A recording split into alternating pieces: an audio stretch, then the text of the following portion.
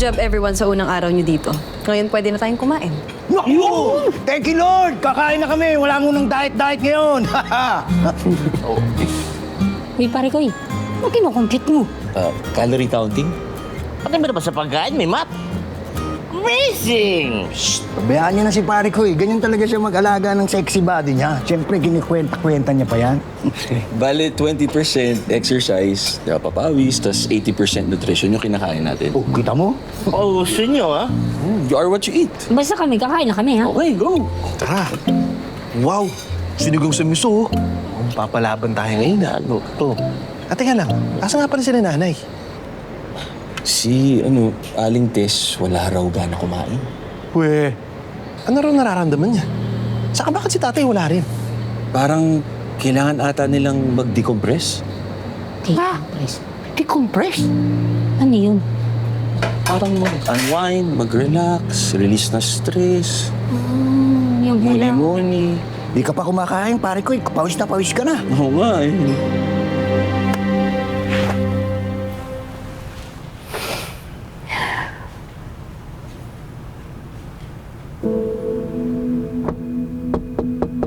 Nay, Oh. Hapon na ba? Ba't nandito ka? Anak, sige na.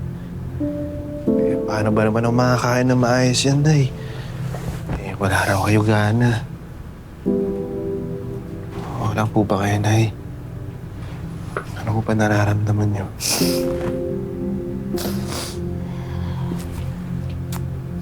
Kasi anak, ngayon na nagsisink in sa akin ang lahat eh. Wala na tayong bahay. Wala na tayong turtahan. Wala na tayong babalikan.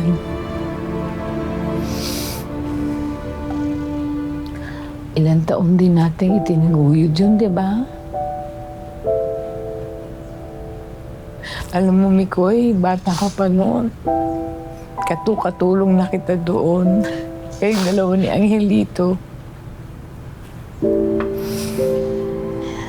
Mga laking tortahan kayo eh.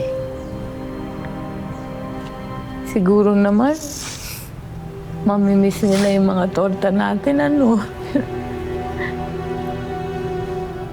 Alam mo, hindi naman sa hindi ako nagpapasalamat na buhay tayo. Malaking pasalamat ko sa Diyos na inadya tayo sa kapahamakan eh. Pero hindi mo naman maaalis sa akin, anak, na hindi malungkot. Ganito pala yung pakiramdam. Sa isang araw, lahat ng pinagpaguran mo, lahat ng binuo mong pangarap, basta na lang mawawala, anak. Parang unfair, di ba?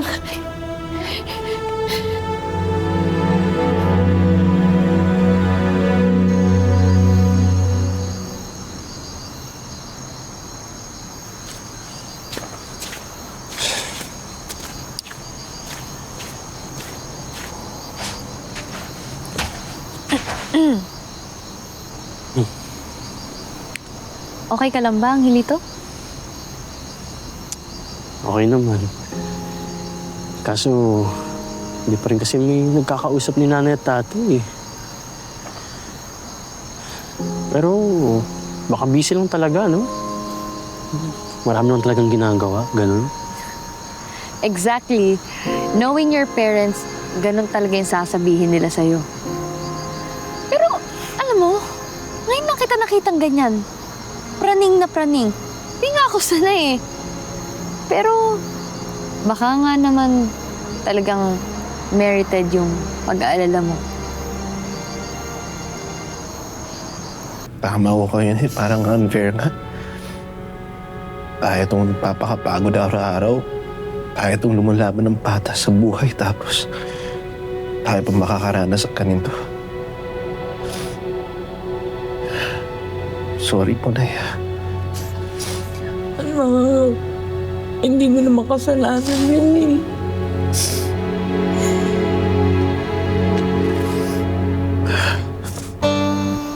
Oh, wait. Saan ka pupunta? Uy, Ako muna. Okay. Halika dito. Hirap dito. Halika, dito. Ingat.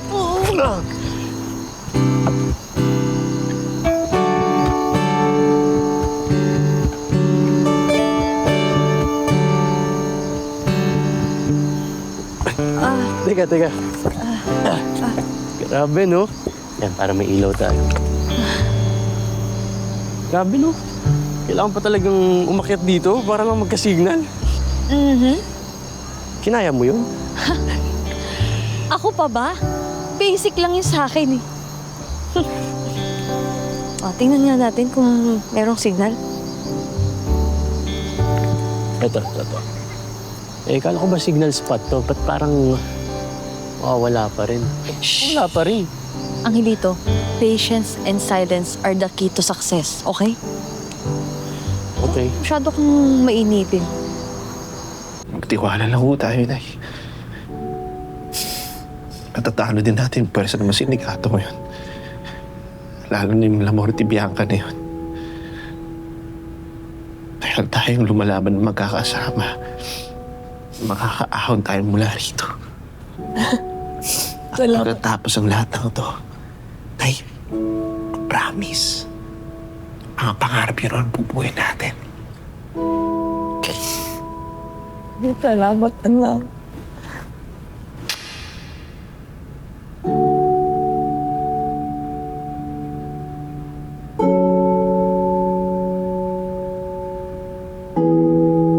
Tingin ako dito.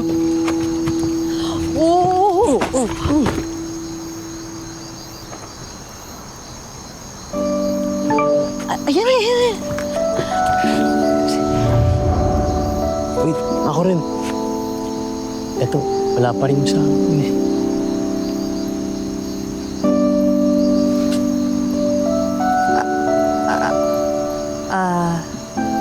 Angelito,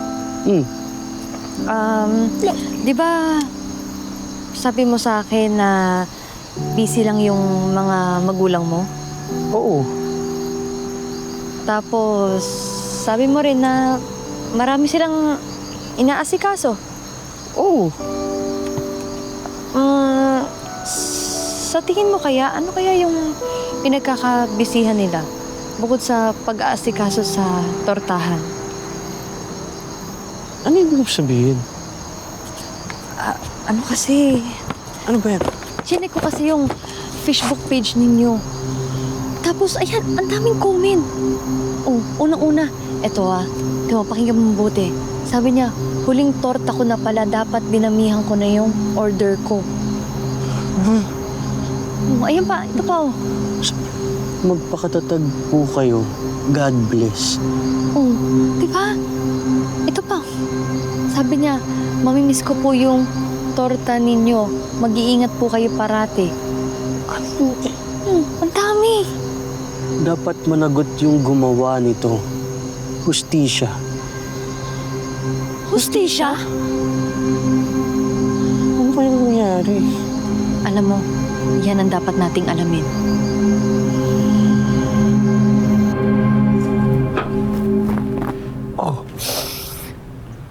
Bakit, Nay?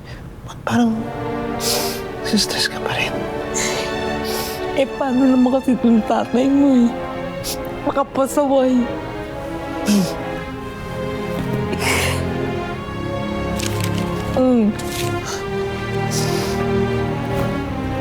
Please, tatay. Please, saan napunta?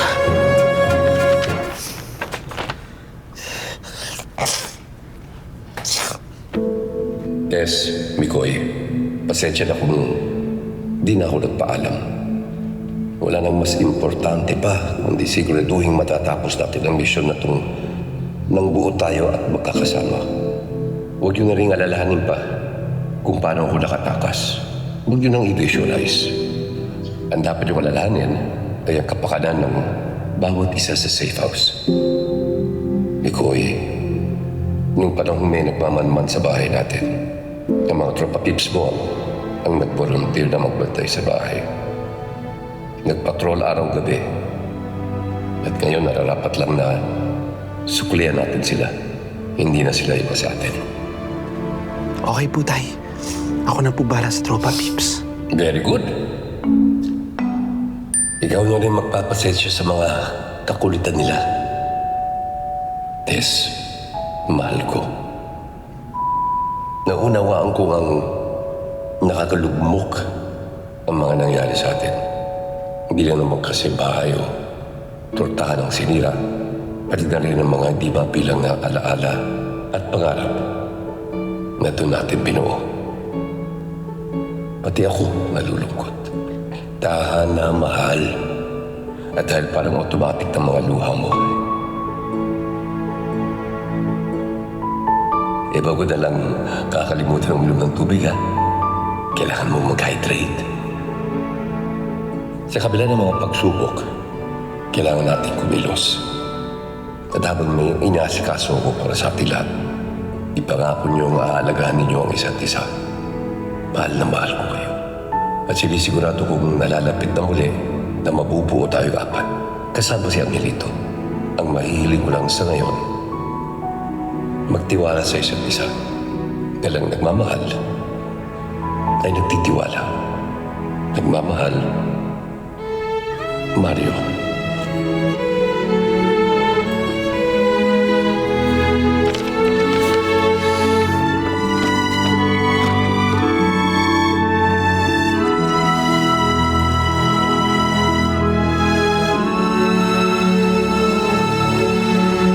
Alam ko na. Ayun po. Hanap float tayo signal. Ayan na, yan. Yan. Wait.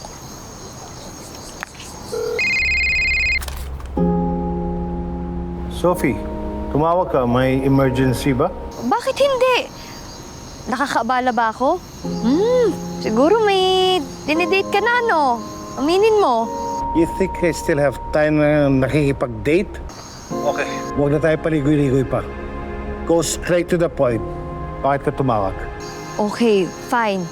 Pero sana tapatin mo rin ako.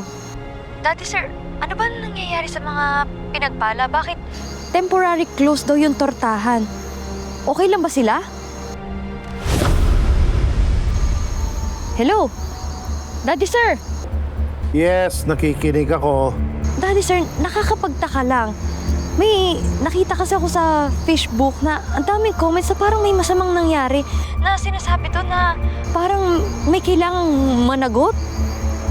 Ano yun? Ano nangyari? Sophie, di ba sinabi ko sa'yo noon, huwag kang mangingimasok sa buhay ng ibang tao? Malay mo, baka may pinagdadaanan sila. Just leave them alone.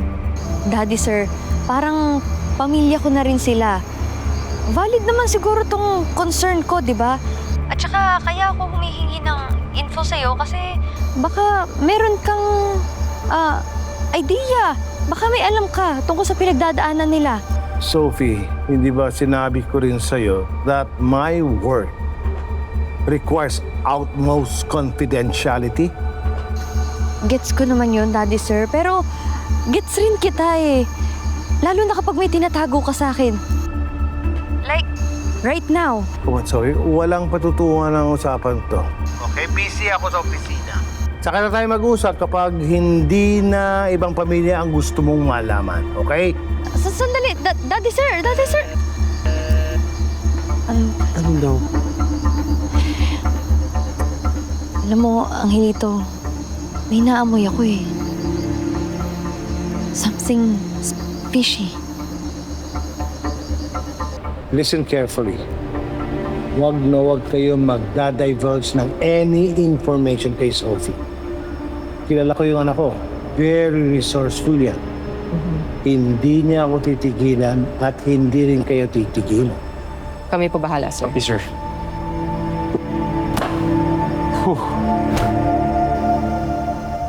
Ano yun?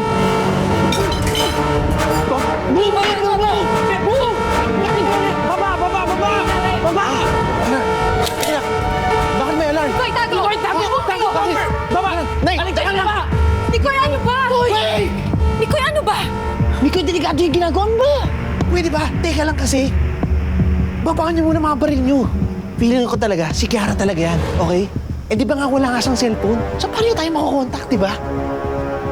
Maniwala kayo sa akin. Sigurado ko na si Kiara na talaga yan. Mikoy, kung si Kiara nga yan, mas lalong dapat tayo mag-ingat dahil siya pa rin sila Fornarina. Oo nga, Agent Alex. Paano kung si Kiara yun? That's dangerous.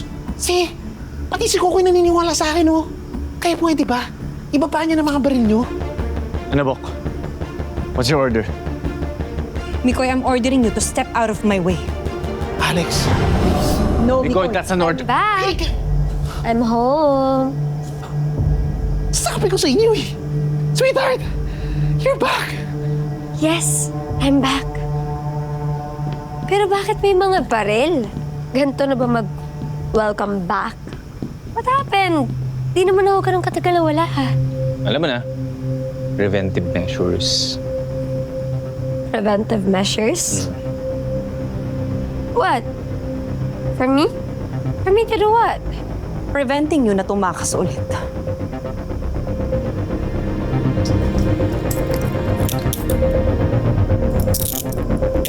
What the hell?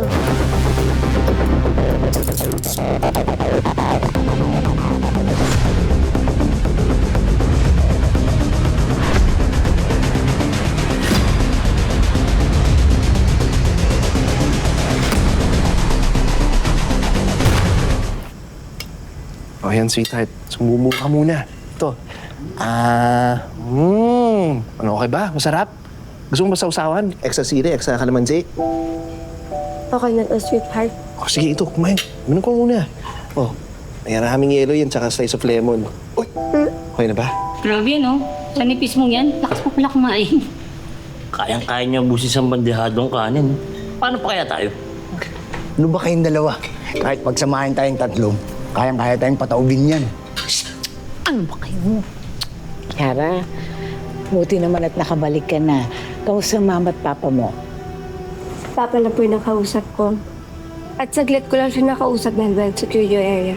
Ang galing-galing talaga ng sweetheart ko, eh, no? Alam mo, sweetheart, pwede na ako maging house husband na lang. Yung tipong pagkatapos ng mahabang araw mo, pag-uwi mo, may nakaready ng pagkain. Tapos after mo mag-shower, pwede na katang masahin. Para ma-relax ka, di ba? Ano tingin mo? Okay ba yun? Hindi ko alam kung napapaka-romantic ka or advance ka na mag-isip eh. Pero sweetheart, bago ka maging house husband, patapusin mo muna yung kain ko. First meal ko to. Ako ka pala. Sorry, ito, kumain ka muna. Yan. We can't be so sure. Ano kaya impormasyon na nakuha ni Kiara after makausap si Victor? At ano rin kayong impormasyon na binigay ni Kiara kay Victor? Pwede mo pa bang? Oh, may sabaw to. Wait.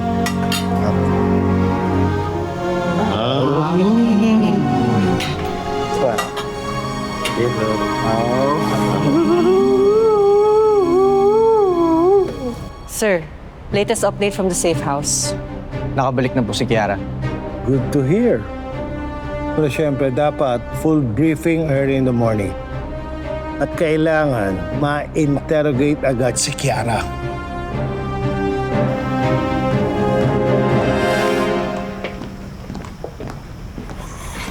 Following our protocols, pagkabalik, kailangan ka muna naming obserbahan. Kailangan namin makasiguro na safe ka at hindi mo i-compromise ang safety ng lahat ng nandito. Whatever. Excuse me? Alam nyo, you're just wasting your time sa mga protocols nyo. Imbes na nakaka-action na sana kay La Muerte Bianca, here I am, listening to your policies. Kiara, sweetheart, chill ka lang. Chill. While in handcuffs? Gusto mo, ako rin, magpaposas na rin. Parang nasabay tayo. Agent Alex, Agent Shandong, baka naman, ako rin, pwede niyang pusasan. Kuha mo tong sweetheart ko. Pwede naman. Lalo na kung gusto niya, di ba? No. Unbelievable. Alam mo, sa sitwasyon na to, wala ka namang choice eh. You can rant all you want. Go lang. For all I care. Pinaparusahan mo ba ako? Parang ganun na nga. You defied our orders. And now you face the consequences. Pero si Mikoy, may friendship card activated agad.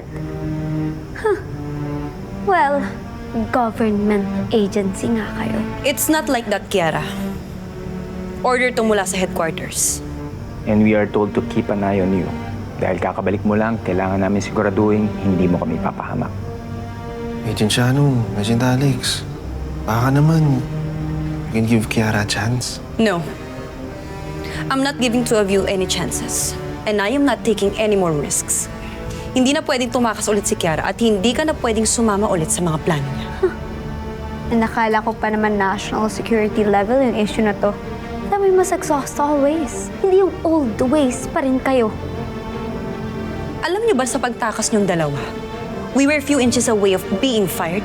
Or worse, to our agency, be this one. Well, if that's the case, then let me talk to your boss right now.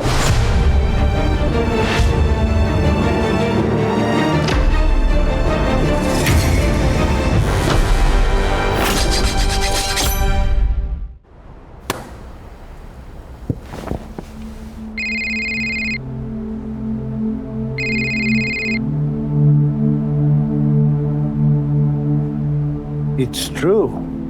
You're back. And it's true na ikaw yung nag-utos sa ihuwalay ako from everyone for observation. Protocols. Rules are rules. And you seem to have the habit of breaking them. Let's just say I find your ways inefficient. Don't tell me tumaga para lang magreklamo. Tell me what's so urgent. Well, Amor de Bianca is intensifying the search for the chemical bomb. Meaning, sooner or later, patay na tayong lahat. Meaning, we need to speed up. Speed up? I believe that's what we've been doing. There's a special task force created by the presidential office. And I believe they've been working around the clock as we speak. And I believe it's not working. And what do you think will work? Your mafia syndicate ways? Yes. My years of experience in the mafia syndicate, which all of you don't have.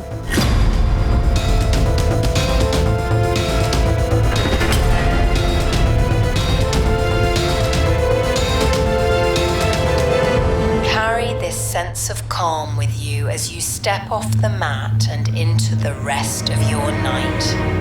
Namaste. Namaste.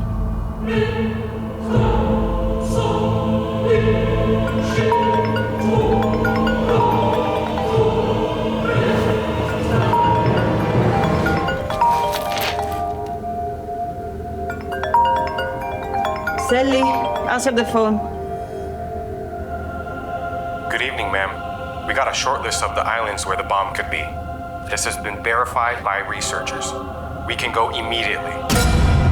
Sounds good. What a very beautiful evening indeed.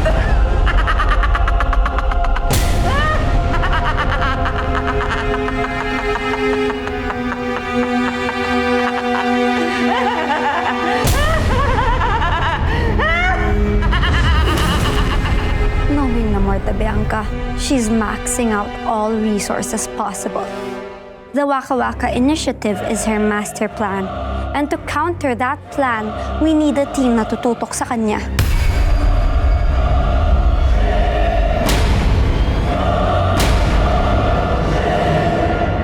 Hello mga kapatid, ako po si Andrea Brillantes bilang Kiara sa A Secret in Prague. May sekreto, may utakan, may labing-labing, at may fight scenes pa. Kaya click next na and also please subscribe to TV5 YouTube channel.